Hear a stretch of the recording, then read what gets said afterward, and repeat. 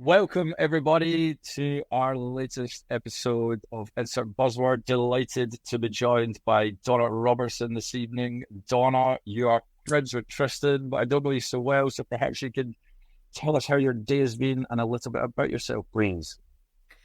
My day has been great because yesterday I finished off my 4th year of my financial trading, and now I've gone into year 5. And it's always been, the moment you hit the 5 years, you know you're going to be in it. Things are working. Last year, and I'll be in it forever. So yeah, I've had a really good day, actually. Congrats. Big congrats, Donna. Thank you. And what is the business? What are we celebrating going into your 5th year? We are celebrating me setting up my own insurance broking business. So it's a business insurance broking business. And I started up in the end of 2019. I was an appointed representative to begin with. Then I went directly authorised in August 2022. And as I say, yeah, that's us finished off our 4th year of trading. Oh, wow. At this point, 4 years in, how big's the team now, Donna? I've got 2 full-time employees and we've got 2 virtual assistants. Plus me being there a lot of the time. Jeremy needs those as well. Were they useful? Are they good? Sorry, I don't know. They're good. Let's talk about people in that way. But... Yeah. Well, so the ones that I use, they are insurance virtual assistants, and then I've got one more sort of general one for bits and pieces that we need. But it's great that they're bespoke to insurance. But yeah, highly recommend it. Right. So right now I've got so many questions about assistants. Where are they based? What time zone? Are they UK based? Are they relatively affordable? UK based down in Surrey. So when I mentioned that I was going down to see my brother who lives in Surrey, they were like, oh yeah, we're like 10 minutes away from him. So yeah, they're down there. And we just meet once a week on Teams and then just through email the rest of the time.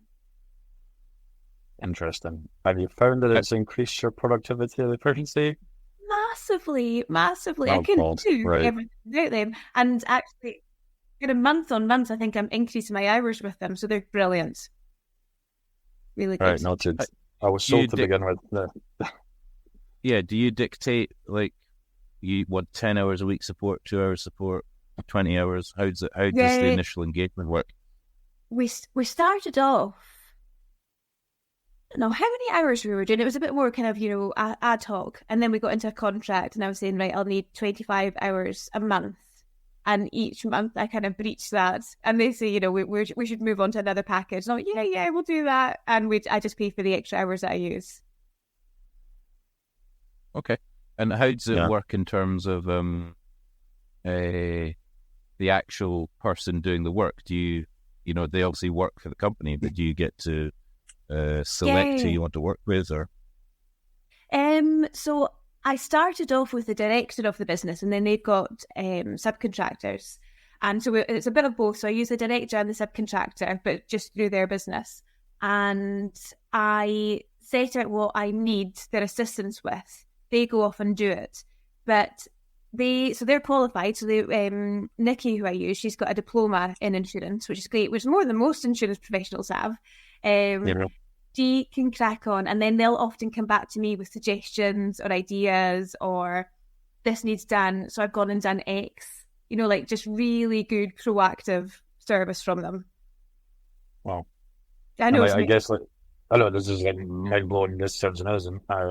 And I guess a certain degree of trust you need to build with these people, or is it the same person you're always working with, or does it change from month to month? Same people, but yeah, you're right. You have to build up that trust initially, so you need to sort of see what their work is like and check it. Whereas now I'm at the stage that they do parts. I probably shouldn't admit this. They do parts of the business that I haven't even learned because I know they're just there to do it. Awesome. Right. I need to look into this, Tristan. I do. I think my challenge is the cash flow. But I know it's going to free up all my time to do the things that I'm actually good at. But yeah, I'm totally sold. Thanks for that, Donna. That's a whole different podcast episode. That is. Yeah, it is. But you're right. I struggle with that because you're looking at the hourly rate, and the hourly rate is more than you would pay an employee. Just thinking, oh, do I, don't I? But it's that freedom it brings you is what you're paying for. Yeah. It's only business assistants that you have, not sort of booking flights or the admin type stuff. haven't got that side. So I've got a general person who will look into bits and pieces like that. I haven't used them as much as I think I'm starting to need. But what they did for me recently was I knew I needed to look into a new internet package and phone package. And I just kept putting it off. So I passed it on to them. They've done it. They've come up with a brilliant, brilliant package. And I think we'll be moving on to that this week. So that's freed up my time because I knew I was never motivated to do it myself. Right. Yeah. I'm like, that pile of mail. You're doing all the fun stuff. Yeah. I know when it's done. Don't know when I'm touching it. All right. Tristan, do you want to lead us through the questions? The interrogation. Sure. I want to know some of these answers. Me too. Are we carrying on the track of virtual assistants, or we moving on to a different topic? I reckon I can phone Donna separately to get her advice on this, and it doesn't have to be the focus of the podcast. Good. So, Donna, you've obviously told us a bit about your business in its 5th year. Do you want to give us a bit of a background of effectively how you got here and what you were doing in the lead up to that, and maybe we can then delve into what were some of the key moments or triggers for you to want to How far back do you want to go? Early on. Well, yeah, I mean, probably 5 generations, and we can go through how we got here. So I suppose one of the things that bugs me with insurance is that everybody says that they fell into insurance, didn't plan to be doing it, and here I am 20 years later. I got put to an insurance office during work experience, and I suppose initially I was outraged. Why on earth would I be sent to an insurance office when I clearly picked travel insurance as my future career? So I went along in work experience there, absolutely loved it.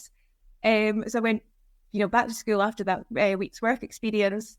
School life wasn't really for me. I left halfway through 5th year and I went straight back to that company. I didn't go to them initially. I just tried other companies within insurance. I did a few interviews. And then one day I just walked off the street, walked into their office and said, do you have any jobs going? Do you remember me from work experience? And can I come and work for you? And they offered me a job. And that was me into insurance. But what led me to setting up my own business was I had my first daughter 7 years ago, and I saw this advert about working for yourself and sort of picking your times around the family, and it really appealed. I didn't do anything about it at the time. And then 2.5 years later, I've got another daughter, and I had got to a certain position within insurance. And it's tricky being a female with a family and wanting still to have your senior position. Everybody wants you back full time, but you want to give time to the family as well. So I looked around the insurance brokers that were available, and they all felt much of a muchness. Nobody was really standing out to me. And I had a good track record with my clients. My parents were encouraging me to just go out and try it myself. And I thought, stuff it, I'm going to give it a go. I'm going to set up my own business. And if the worst comes to it, I'll go back to being an employee. But if not, it'll take off. And it has done, and I've not looked back.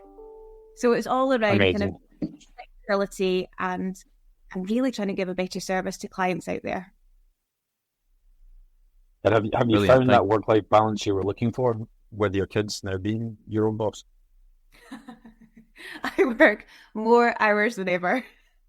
So that work-life balance. But what's brilliant is that I can choose when I work. So if there's stuff on with the school or there's strikes like today, I can be available and I can do my work in the evenings. Love it. I would second that. My kids will be very similar age to you. Theo just turned 7, now he's 4. And yeah, I've never worked as many hours, right? But I do get to go to walk in the woods, the parents, whatever, and lots of fun.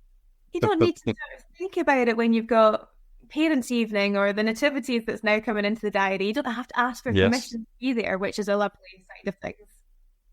Theo told us today that he's a shepherd and he's got 3 lines. So he's delighted. Amazing. My daughter's a donkey and it figures. Nice. So I guess taking that first leap or taking that jump to go and set up the business, how did you feel when doing it and sort of getting that first customer? How did you go about doing that as well? So I had been away from the main company I worked at for over 12 months. So my covenant, had expired. I could go and approach the previous clients. I didn't know how it was going to go. So I was reflecting on this recently, actually, for my daughter's birthday, her first birthday, we were over in Tenerife. And I knew I was going to go back and hand in my notice to the company that I was then working for. I didn't know if the insurance side would take off. So I was studying for my mortgage exams during the holiday because I thought, well, I can do insurance and then maybe I can also do mortgages because what would I have been then? I would have been sort of mid-30s and all my friends were moving. So I thought, well, if anything, I can get the mortgages for my friends and that'll be a bit of income as well. Yeah. It didn't pan out. So I'd approached the clients that I had previously held with my former firm because I'd had that 12 months of covenant period expired and a few of them signed over. And it was just such a delight when they trusted me. And there was a few that I had to requote for, and then they moved over to me on the requotes that I did. So it was, it's just, and I still have those clients. And each year that they renew with me, I'm just so grateful that they came with me in the first year and they've trusted me ever since. Amazing. Yeah, it's been amazing. How is the reality now and where you are now to where you thought you might be or would want to be when you started? What's the difference in the picture? Is it the same? I didn't know when I started, was it just going to be almost like a lifestyle business? Like, would I just work to get a similar income and be available to the kids? So I suppose the reality is that once you start building, it's hard to stop, isn't it? Like, it's hard to put the brakes on when you hit the level that you're like, oh, great, now I'm earning a salary, which was more than when I was an employee. You just want to keep building on that. So I suppose the vision has grown since I've started because then I've got employees. So you're thinking, well, this is amazing because I'm contributing to their lives and their families' lives and the local economy. So I want to keep going with that. So it's hard to push the brakes. Yeah. When I first started, I was thinking I can't wait until I've got a year under my belt because a year then you've got clients coming up and they've got renewals and then you've got a bit more of recurring income. And so you get to that year and then you're a bit busier and now entering into the 5th year. The juggle is hard and I need to work a bit more on my systems. So I suppose it's similar to with children, isn't it? That it's just different problems as you get older. Growing pains. Yeah. Interesting. See, like I'm really interested with like the renewal model and like the recurring revenue. So like I don't know much about the insurance industry. Like how as a percentage, how many people will just like automatically renew with you? So I think because we're still quite young, our retention percentages are really high. So I would say we're probably still at like 99%. We've lost very, very few clients. There's one that just didn't renew with us last month. And then there's maybe a couple that have gone out of business. And other than that, we've kept hold of everything. So it's really, really high. I suspect as the years go on, that percentage will drop off. I think if you were able to stay above 90%, it's a great result. I think 95% might be a standing still percentage. So we're doing really well at the moment. Interesting. Having been a client of yours, Donna, I can say that almost guaranteed that your retention rate is a reflection of you as a person and the work you put in, because that is certainly the reason why I would recommend you to anyone. That's good to hear. And here we are, one of those recommendations. I was thinking this while I was doing the dishes before. I said, Joe, I for Power of Life, the renewal has just come in. We're like, yep, click, right, away we go. But it's coming up again. It'll be like Q1, Q2 next year, Donna. And obviously, Marvelous Mycology will be November again next year. So, yeah. Yes. Look forward to coming on board. Glad to hear it. Do we have to put a disclaimer that there are insurance brokers available? No, we can be as biased as we want. We are the publisher of this broadcast system. I won't name your competition, but yeah, no, it's not. It's not a massively personable service. No, it's not. And we're not loyal. So there you go. So over the course of the 4 or 5 years that you have had this success, like what does the biggest win look like for you, Donna? The biggest win. I had to take some notes. I'm going to see if I put in my biggest win. The biggest win since I've been trading. I think the biggest win is probably going to be taking on employees, because it's a huge commitment, isn't it? And you get to that stage and you're thinking, right, can I do it? That's another salary to think about. Have I got enough in the pot? What can I do for them? So I suppose, that was the biggest win. Taking on employees. And I had Shakira as my first employee. That's when it was all sort of COVID related. She was based down south. It was all very remote and it was great, but it just didn't quite work. And then I took on somebody who I used to work with, Jamie, and he has been amazing. In his 18 months with me, he's been nominated for Young Broker of the Year. He's been awarded, he picked up the award for Rising Star. He's just about to finish his exam, so he'll be chartered, and there's very few people chartered in the industry. And there's been a lot going on in his personal life with him getting married and moving house. And it's just been great. It's been great to be there with him going through that and help shape him in his future career. Amazing. So do you naturally attribute the success of him to yourself, or? Yes.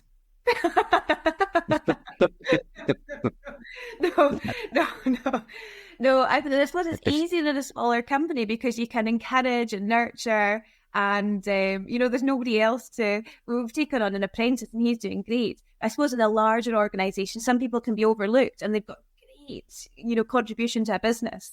Whereas, one-on-one, it's so much easier to encourage and motivate and push. So, yeah, it's been easier that way. Love it. See, how do you deal with the blurring of business, professional, and employees' personal lives? Yeah. That can be a bit tricky, isn't it? Because you can actually talk about your lives during the day-to-day, and there has to be that separation. I'm very mindful of it. I suppose I maybe made that mistake initially with my first employee, that we were very friendly, and then it got a bit more difficult as she was leaving towards the end. So I suppose that was my first learning curve. And since then, I have had that, you've got that kind of natural barrier, there is still that employer-employee relationships, and you want to be there to support them, but you can't interfere, obviously, too much. Got it. And do you as a young company, it's stuff that I do, we're startups, we're building team, the key employees, key hires. Do you find that with your team as well, or are they there to do a job and there's a role for them? So far, there's been a role for them. So I don't know what the next appointment would be for somebody coming into the business. I think maybe it would be then just looking for somebody who's got the right personality to fit in and the right drive. But so far it's been recruiting for the need of the business at that time. Yeah. Nice. Donna, what are your goals now then? Now you've got to your 5th year. Have you obviously want to keep growing, but is there specific achievements or specific areas you want to do? What for you personally? Do you want to keep working, as run the business for 10 years, 15, 20? Do you want to leave after 5, or what's your ambitions? Definitely grow the business. I would like the team to expand. My immediate focus is on supporting the Inverclyde area. So our office is in Port Glasgow. There's loads of businesses round about. So I really want to support the local area, make sure that they've got the right policies in place, make sure they're not paying too much for it, making sure that the cover's there when they need it, so that they survive, so that businesses survive. So look at the local area, grow the team, but I want to also, I suppose, look at what I can give back to the insurance industry, because it's like you said earlier, Jeremy, it's quite an impersonal industry, and it shouldn't be that way. So I want to see, how can I help the industry maybe raise its profile, give better customer service.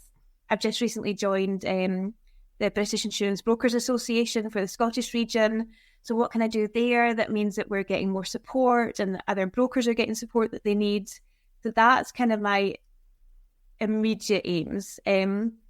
Longer term, I suppose it's much of the same, just keep growing the business. I definitely have a 10-year plan in place. I don't know beyond that, but a 10-year plan in place. See, what can I do to grow and just make insurance easier? My goodness, the amount of people that phone and say that they don't even know what it is that they buy. Like, change the terminology, ditch the whole insurance jargon. It is complicated, though. I must admit, when I make a point of, like, if I'm going to sign something or we're pinning our colours to the mast, I always try and read it from start to finish. It's not an easy read, an insurance policy. Goodness gracious. No. Why? Why does it need to be that way? It doesn't. I mean, like, do you think we'll ever get insurance again for the likes of COVID and pandemics and acts of God like we did before? Yeah, I think so. I think the problem with the insurance industry, and this is the thing that I would like to change, it's just so reactive. So it will not fix a policy until an event has happened and then it starts to think, oh, I wonder if I could insure this. It needs to get much more proactive. And even if you look at the amount of storms that we're having at the moment, why are insurers not supporting policyholders more? Why are they not sending out flood defences or something towards that? Why are they waiting for the storm to happen, the damage to occur, and then pay out to rectify it? Why can't they just be a bit more proactive and avoid the event happening in the first place, or certainly reduce the impact of it? That's what the insurance industry needs to get to. Interesting. Like the weather thing, like I don't even know how you would protect against it. Like the typhoons in Hong Kong, our supply chains in Hong Kong. It's like, how am I supposed to predict? Or typhoon season comes once around every year. Shipments are late. Customers have the right not to pay. Who covers that? Do all the forecasting though, don't they? They know when an event is going to happen. I suppose they knew that a pandemic was overdue, but we don't do anything to prepare ourselves. And I think that's what we need to. We've got so much data and so much stats, but we don't put it to good use, in my opinion. How would you change the industry, Donna? What's the path to change? So an easy win for me would be to ditch the jargon, like just talk to people like normal people. So that would help people's understanding of what they have covered in the first place. I suppose the second part would be, only recently have they brought back, they've done the same Build Back Better, or it's called something similar to that, but where they, rather than reinstate, like they reinstate where you're going to avoid a future loss. So I suppose just progressing off that, there's some insurers that are great, that there's a cyber insurer, for example, that we deal with, and they'll have their policy conditions, but then they'll supply you with the information you need to comply with those conditions. So you need to have antivirus. Great, we're going to give you antivirus. You need to have firewalls in place. We're going to give you that. Why is there not more of that in the industry? So that's what I would like to see changed. There's a issue with underinsurance at the moment because the fleet is running slow. Can I interrupt you? Sorry, Donna. That I have to say that the cybersecurity was really good, and having that provided was really good, because I would say generally that ignorant person, cyber insurance, generally for a small business doesn't. Now that you've mentioned it, I'm like, how much cyber insurance did I have for my company, Donna? Yeah, but actually having something practical, it genuinely helps making think like you come away with thinking, actually this is worthwhile, and they're actually doing something to help. It's not just writing in a document that I'm paying for. Yeah, exactly. Yeah, there should be more of that. And yeah, Jeremy, you're right. Like, how much should I have? That's a question that gets asked all the time. And maybe 2 insurers out of everybody in the market that I know of will give you a bit of a guide. So somebody has a ransomware calculator. But what if it's not ransomware that you're hit with? What if it's something else? So they'll have a ransomware calculator to say, right, on this size of business, your max loss will be this amount. This is how much you should insure for. And there's another company that has a bit of a cyber exposure calculator, but it's not great to use. So yeah, a bit more guidance around that of what limits people should have would help. I need to take a note, Donna. I'm going to have to call you after to make sure I'm fully covered.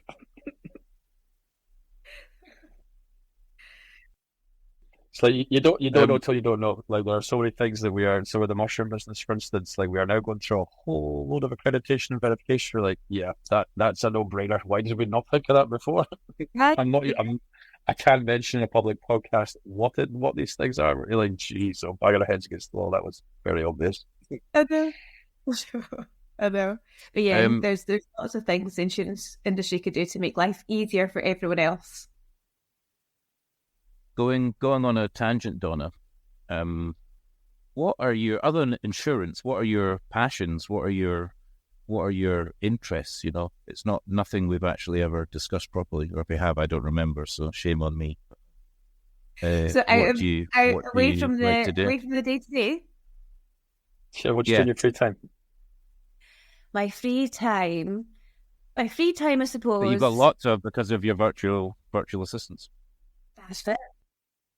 So I suppose a week for me would be going to the gym in the evenings that I can slip away from the family. So do that.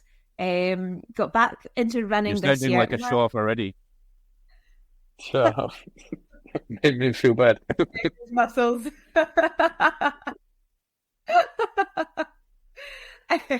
So I don't know how many, I think I did like 5, 6, 10Ks this year. So it's really cool to get back into the running. Wow.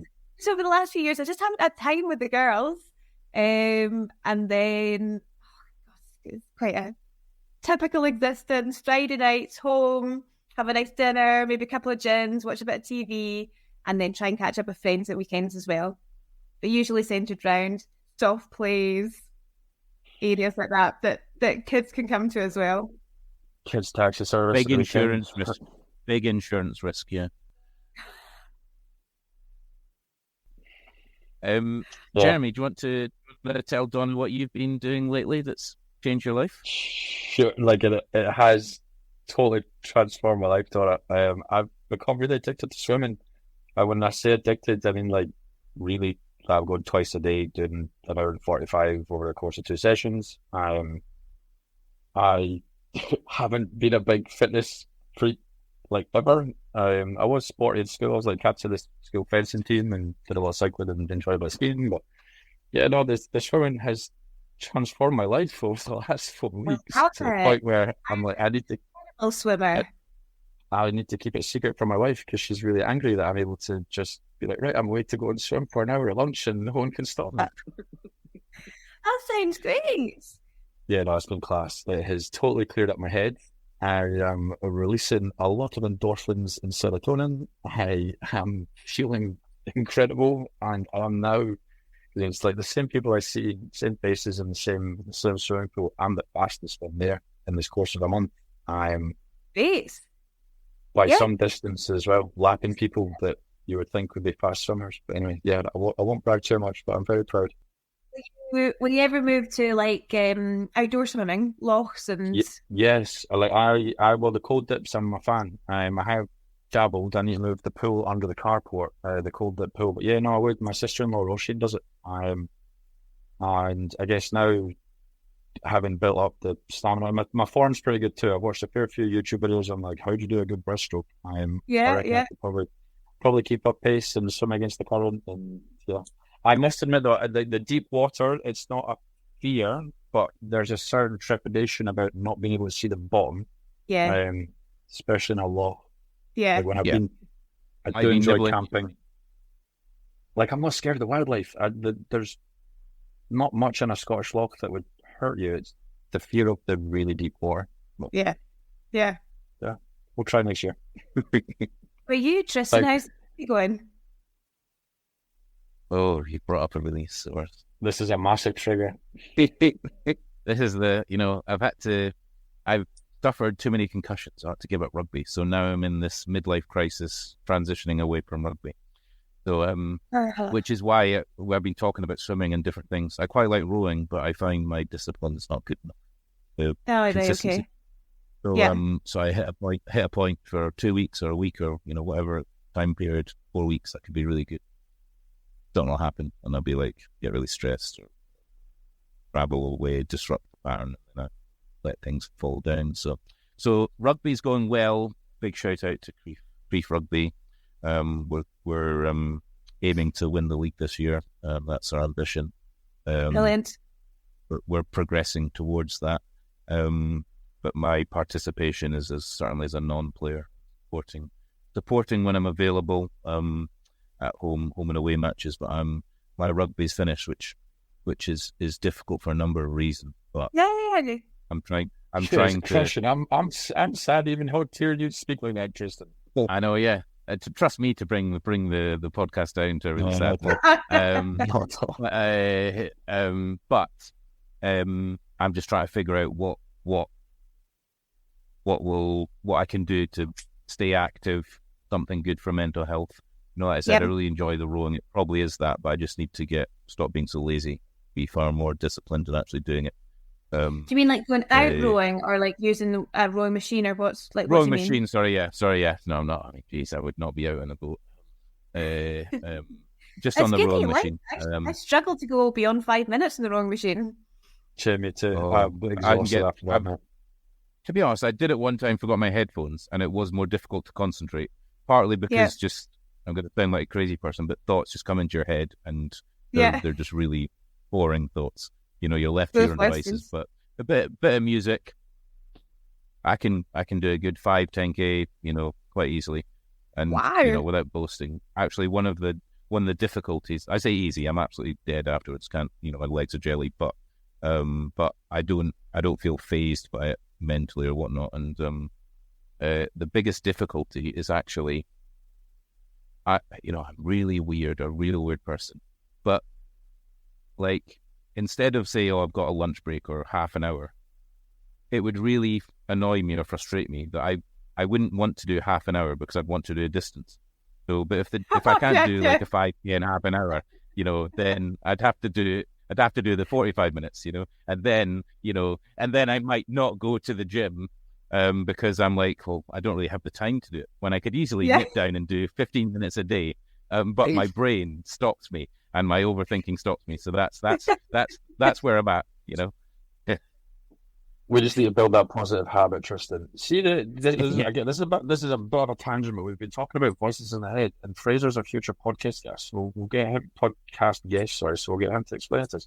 He has this, like, he only figured this out last week. Fraser's my logistics partner, incidentally, Donna. He has this weird, like, unusual, I don't know if you call it a neurological condition, but he only found it out like 2 weeks ago. He can't form pictures in his head, and he doesn't have an inner monologue or a voice. That's bizarre. I just read about somebody on LinkedIn at a networking event who also can't picture things in their heads. It's crazy. So he doesn't get stressed because he doesn't have the constant self-doubt. So when I'm biffing out thinking, where are my packages from Hong Kong, Fraser? It's just like matter of fact, doesn't faze him at all. Because he doesn't have an inner voice in his head, and he can't picture pictures. Wow, I could do some of that. That's what I said to him. And he was like, well, think about it from my point of view. His is just always off. So he's like, when he reads a book, it's just pages on a word. I can't see the pictures. He can't make a picture in his head. Yeah, that's bad. He was like, but think how weird it is to be listening to you thinking you can create images in your head. Yeah. So, Donna, write these voices in your head when you're running. Sorry, I interrupted there. But I was going to say, I can create parallel universes in my head. Like, you know, geez. Same, I can visualize things. My degree was architecture. I'm a visual thinker, so the images are kind of part and parcel of what I do. When you're running, Donna, do you find it meditative? Like, do you get a clear mind from the running? Does it quiet the noise? I would love to say that I think things through when I'm running, but I don't. But I do feed off the endorphins afterwards. So I know it's good for my mental health. Sweet, yeah. I think that's why I'm going to the swimming twice a day. Yeah. Crap, email in the morning. I went lunch. I'll feel better with the afternoon. You know, one thing, but one of the key things that does really stop my mind from thinking. So I love the summer for it. Cutting the grass. I love cutting the grass. And I don't know if it's just the noise of the engine and just the repetitive going up and down, but that is the one thing that completely calms my mind. Nice. Wow, that's what you other than insurance. What's your passion? Cat in the grass. I can relate. I got into quite a phase with the YouTube, watching the before and afters of the grass cutting. There's a guy in Australia who does it for free. I don't know if you've seen it. It's kind of viral. You go around and be like, transform gardens. I'm an allotment holder, you see, and agricultural development was one of my thesis topics. So I do enjoy growing things, hence the mushrooms as well. Yeah. Maybe to bring it back on track to the questions that we have prepared for you, Donna. Oh, yes. And maybe just to bring the tone down a little bit. What's one of the biggest challenges that you've had to overcome? And we don't like to use the word failure, but what's something that you've learned from that came from that place? I suppose one of the scariest moments when I set up the business was I had a cancer scare. I had a lump just pop out of my neck, out of nowhere. And I went and got it checked. And it was through COVID, so I couldn't bring anyone with me, but I didn't really think anything of it at the time. And when they brought me through to say, this could be cancer, and we're going to bring you back for another check, at that moment, you just think, oh no, this is a disaster. I'm into my first year of trading. I don't have very much in the bank account. If I need time off, it's not going to be paid for. So that side of things was oh God, it was so scary. Fortunately, I don't think they actually discovered what it was, but I got the lump removed. And it has made me make sure that I've got everything in place. So, I've got a plan in place if I'm not to be around. I've got all my insurances in place. But it was a really scary time. It's not the things that you think about when you set out in business. You don't think, oh my goodness, what, I'm going to fall ill in the first year. So that was a real eye-opener that I've got to have a backup plan. That sounds terrifying. Especially going in by yourself. Yeah. And it's so true what they say, because the moment somebody mentions the word cancer, your brain freezes and you're not retaining anything else that they're giving you. Yeah, I've got lots of questions. It's like, what you put in place, like, how does it impact how you think about what you do with your kids and sort of what you leave behind and plan for? Because I'm like, you've got young kids and as do I, so how did that impact you? So I ended up taking out cover for everybody. So even the kids have got critical illness cover in place, and they've got cover in place, so that if they fall ill, there's this I think it's called a global treatment plan, through Carla Edwards, and it's about £3 a month, and it covers me and the girls. So if anything terrible happened to them, we get up to £2 million worth of treatment plan. You go to whoever the specialist is in the world for it, and it pays you for your flights and accommodation. I can see my face is frozen in the worst position right now. Well, it'll come back. Yes. Plus, it's recording. I think it's recording on your computer, and it might just be the stream. Hopefully, it'll hopefully catch up. £3 a month. That sounds awfully good value for money. It is incredible. I'd always recommend her whenever anybody asks for this, because I don't do life insurance myself. I only just focus on business insurance. So she is my recommendation for anybody looking for anything life-related, critical illness. She's incredible. And the name is what, sorry? Her name is Carla Edwards, and her business is The Protection Parent. Taking a quick note. Protection Parent. And I don't know who's going to watch this. See things like having been a former smoker, etc., etc. Like, how much would that impact this type of stuff moving forward? I mean, I've done some things in my past, and I got a pretty good premium, so I think you'd be fine. I do still. Right, I'll Google it once I'm off the call. Yes. Yeah.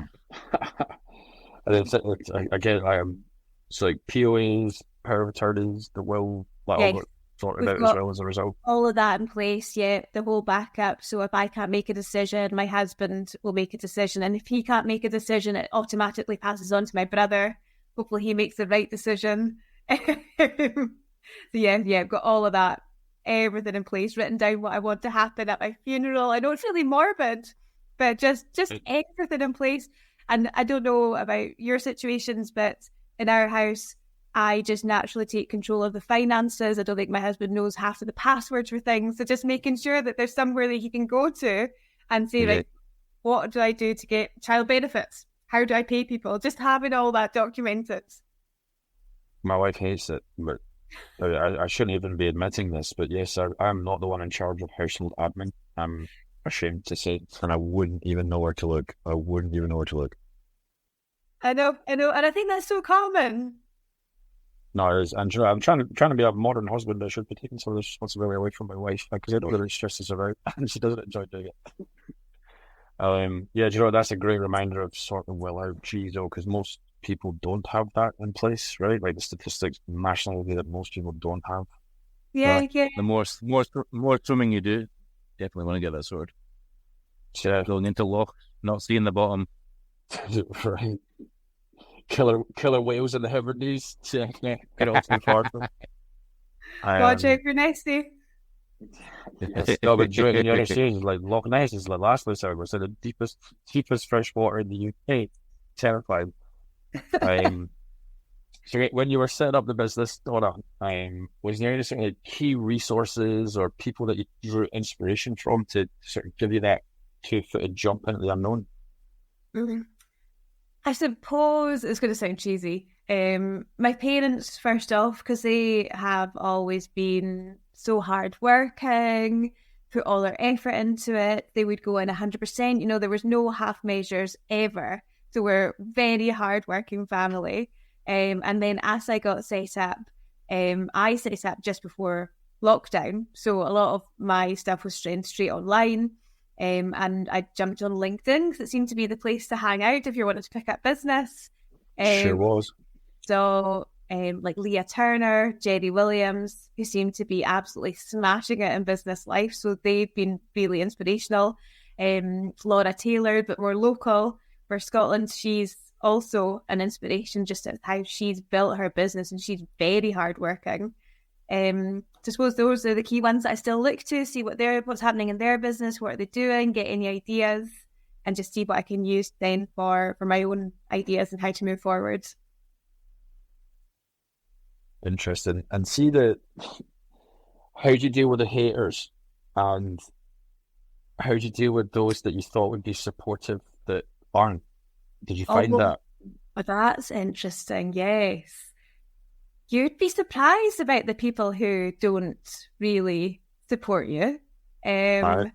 And yeah, that took a huge adjustment. And it was so bizarre when you would have people that barely knew you really celebrating your wins, and those that were closest to you weren't. So I suppose that has taken a while to get used to. I think I'm probably a bit more there now, and I just turn off my brain to that side of things, and I disconnect from the people that I'm expecting to be my cheerleaders, which aren't, because then I don't have the expectations. Are they going to, like my post? Are they going to comment on it? So I just tend to disconnect. Well, yeah, I've always found that surprising. Yeah, have you? Yeah, listen, we don't need to names, but like certainly, like, yeah, people that you're close to or friends of family, you're like, thanks for that. Yeah, you're right. It can be like Tristan's a good example. Big fan. Never met him. Liked and commented on all the posts, and here we are a few years later. Yeah. Yeah. What about you, Tristan? Have you felt that through your business career? Yeah, very much so. I think it's through various experiences. It's whether it's starting a business or just promoting a business. I think for me personally, there's always a natural fear about putting yourself out there. Yeah. Because you don't want to fear of failure. Lots of things that go through your head, but you're just almost waiting for that criticism or that person that's had a bad day or has too much time on their hands just make a nasty comment. But yeah, I think now I'm a wee bit older as well. You just kind of, it doesn't necessarily, it's not easier, but you certainly can rationalize or come to terms with the fact that the people that you put your trust in or you value might not value what you're doing or what your ambitions. With some people, it's it doesn't impact the relationship. Other people, you realize, okay, they were friends or circumstances, or because it's for a particular period of my life. I think there's I've lived a few places. I've moved about a fair bit, and there's friends that I've kept in different parts of the world that, we were friends because we were friends, and then there's friends that we were friends because we worked together and spent a lot of time together. And that's not necessarily like a bad thing or a negative thing, but you start to realize that there's relationships that are formed out of circumstance.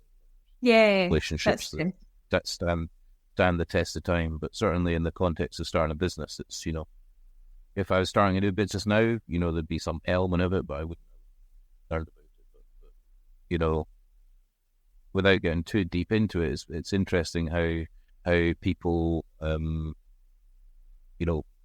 for good intentions don't support you, like out of worry for you maybe, or because they're scared of something, or because they don't agree with it. There's lots of reasons. It's not necessarily a stereotypical kind of mean girls high school situation where people are just hating,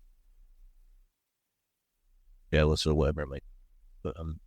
But so that's my experience. But what I was gonna say, I've never been in a position where I'm high profile enough to receive a lot of, generally stay pretty quiet on social media. Variety of reasons, but might have to change with this podcast. But sure, we're gonna make you famous on the internet, Tristan. Yeah, get lessons on LinkedIn videos from Donna.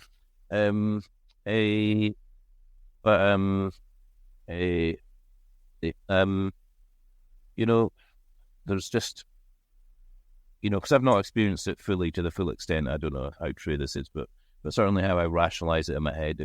If I was to experience this level of hate, I'm not saying it wouldn't affect me, but I think I'm pretty good at determining like when people are just having a pop because they've got nothing better to do, and when there's something of substance.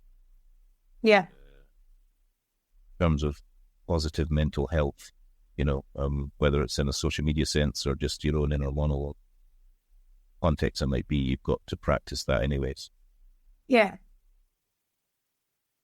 Recognizing, and I don't know, like I'm conscious I've just gone on quite a long tangent there, but like not recognizing what things, like, probably the best word to say, but like, just because someone doesn't agree with you, like they might not like a podcast or might not like your insurance business, but do you want them to like it? Do you want them to be a customer? Probably not. So great, move on. Exactly. Exactly. And because when you get into that headspace, it's like they don't care in the slightest. They've moved on to someone else, and the person, whether it's me or someone else, is sitting there, going through scenarios or thinking, ruining their day, and you end up being tetchy with the kids or your partner or whatever it might be because of this stupid comment. So easier said than done, but that's my TED talk. Have you ever had haters online, Donna? No, I think I've always been just a bit vanilla. I've been too scared to put myself really out there with strong opinions because I don't know if I could handle the comments back. Yeah, it's true. Must be quite different. It's fairly regulated, isn't it? You've got to be careful what you say, isn't it? Got to be careful. Yeah. So LinkedIn would still be your main sort of like route to market, promotional marketing channel, Donna. That would be where I get the most inquiries coming from. So they've got, like the Facebook and Instagram, and I don't think I've got anything from that other than a pocket of like industries that maybe have closed Facebook pages and they'll do recommendations. I've got referrals from that. But if I'm just doing a bit of direct marketing, it would be onto LinkedIn and see who takes interest and who bites. And like through your personal profile? Yes. Yeah, I've not done much with the business profile. I'm not sure how successful those ones are. So yeah, I just do it through my own personal profile. Interesting. On my pre-COVID, I was quite active on LinkedIn, Donna. Not gonna lie. I'm getting back on that horse. So I'm going to start producing the content, start posting it again. But there's been a certain trepidation where like, oh goodness, it's not good for my head, and chasing the likes and the comments, it needs must. That I don't pay any attention to. I don't monitor the likes. I don't monitor the comments. I just put it out there, and if something works, great, and if it doesn't, then fine, but I'm still putting out that information. It's mostly sort of like business content that I'm just curious, like, as I'm about to try and jump in again, but like, so personal, through your personal profile, but mostly business related stuff. Business, yeah. I find it a bit weird sometimes when a lot of strangers knows what's going on in your life. Yeah, I did a bit of personal posting for a while, and then people who I don't know that well would come on and sort of comment about like, oh, how's your daughter for such and such, or how was your holiday here? And I just feel that a bit, I wasn't comfortable with it, so I stick a bit more to the fitness side. What about you guys? So like pre-COVID, it was like a weekly blog that I was doing, and we were getting. I was an avid watcher. I appreciate it. I was the weird guy that he didn't know that watched and commented. But you know what, you say that, Tristan, but what I have found is that you don't ever really realize who is watching, and then you will have a passing conversation in person. You're like, oh my goodness, you're really quite a high profile person that is a potential customer, and you've watched all of the blogs. It happened on more than one occasion. But yeah, there was behind the scenes, the journey of but what I found during COVID, Donna, was like, I don't want to blame the algorithm, but the algorithm changed. So it was like pre-COVID, every comment I like was a share. So videos would get, I don't know, a few thousand views a video. Post-COVID, it was like 200-300. But there is a need to do it, and there's a story to tell. So I'm going to get back on it. Yeah. Watch this space. You're not really a big on social media, are you? No, not right now. I mean, Facebook, I'm very much just keep it private. Within reason. You know, Instagram, I don't post too much occasional stuff. It's usually about Grief Rugby Club, or I've started to share marvelous mycology stuff lately. Yes, I've seen that. Thank you. I have noticed it too. Thank you, Tristan. Yeah. Waiting for the top fan badge once on their Facebook or something. Well, we'll load you up with free product that will start your head right out. I'm the case study. So yeah, basically no. But I'm a big believer in I say big believer, I don't always practice what I preach, but I'm a big believer in having the confidence or the courage, probably more appropriate. Because I think a lot of confidence is a fake confidence. Courage to put yourself out there, and I've got a lot of respect for people that do. I'm big on being genuine or authentic, and so I think when people feel forced to do it, I don't necessarily advocate that, but I think if you've got an ambition or a passion to put yourself out there on social media, what respect. It takes a lot to do that, and whether you want it or realize it or not, people are silently or vocally judging you every time. So yeah, it takes a lot to do it, and something that I've set as a personal development goal to get better at that, because I do it because I don't do it because it's easy not to do it and it's safer. But I'm at a stage where I want to develop myself. I need to put myself out of my comfort zone by doing something else. I see this as a way to practice and develop. I've always found the hardest part is just click and publish. We're doing it. Put out there. We'll live on the internet forever now. Well, tonight the hardest part was sending the correct joining link to Donna. So. Yes, it was. I'm great. Conscious of the time, so I'm going to ask you another couple of questions before we do wrap up, Donna. How are you seeing AI impact your industry? Oh, it's an area that I definitely should do more research into, in the whole chat GPT, if I'm even saying it right. I find it a bit scary, to be honest, that you could be publishing articles, or people are publishing articles that haven't been written by them, because I still really like the personal elements. So just change. Sorry, I'm a huge advocate. You just tell ChatGPT what you want it to sound like, and it will sound just like you. Oh gosh, really? I feel at the moment like a fraud to putting something out that I haven't written and it hasn't been my own thoughts gone into it.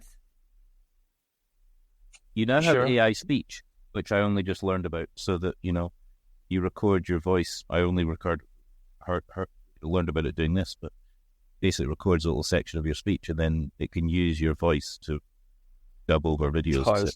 It's transforming the world. Oh my goodness. I'm like, the MM office, we are every day now, every day.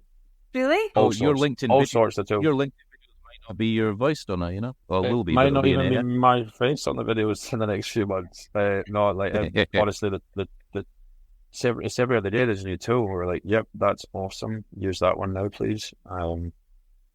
Yeah, it's really powerful. Wow. So I'm like, how could you do it for the insurance industry? You could be like, ChatGPT, what are the biggest insurance risks coming up in the next 6 months? Could you please write me 12 different articles that would address this from here's my customer target, make them SEO searchable, clickable, and I'd like them as blog posts as well, please. Yeah. There's like a month's worth of blog posts. I definitely head round it. Great for grant applications. Yes. Like Sterling Council, ChatGPT, Sterling Council, here's the grant. Please write me the application. Make sure you meet these. They're perfect because they're tick boxes. Yeah. They've offended every grant awarding body in the country and will no longer get any grants. Oh. How did they then mark them, however they mark them, or judge them, or whatever it is that they do? Yeah. Upload them in ChatGPT. Like, which one came with the highest score? Working out for them. Never been a time to be a student. Donna, we will need to wrap up soon, but I'm keen to get your insight or thought on like looking back to your younger self, what you might tell yourself, or something that you wish you'd known, kind of as you embarked on your young career and life. I think I would say to myself that it sounds so cheesy, but you don't have to be book smart to be good at what you do. So I think I maybe had a bit of a complex about leaving school early and not having any qualifications, but I have been successful. I didn't have any student loans. I've built my career. I've become chartered. And just things naturally evolved over time. So I suppose maybe don't stress when you leave school. If you don't have the qualifications, it's not the be all and end all. You can still achieve whatever it is you want to achieve. What would your thoughts be? Would you agree with that? Well, 100%. Yeah. Especially with entrepreneurship, I'm like, that can be learned on the job. Yeah. Again, I mean, Tris and I both studied at Strathclyde. It's a great business school, but the number of business students that I've met from Strathclyde, they don't know how to file a self-assessment. They don't know where to register a company. They wouldn't know how to search from Companies House. Like, well, so I mean, that then clearly shows that entrepreneurship and business can be learned on the job. Exactly. Yes, I definitely don't mind getting stuck in and learning it myself. Thank you very much, Donna. Is there any sort of projects or things you're working on that you'd like to share now or tell us about before we close up?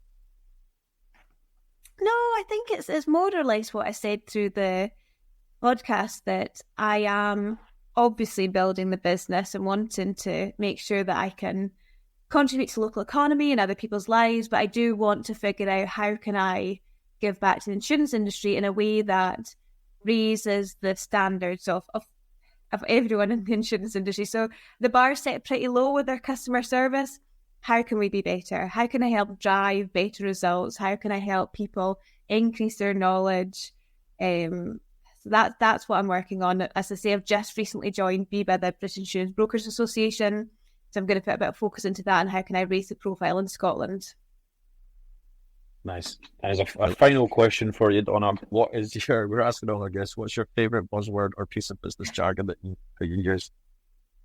That's what I said. I had to Google this because I don't knowingly use the buzzwords.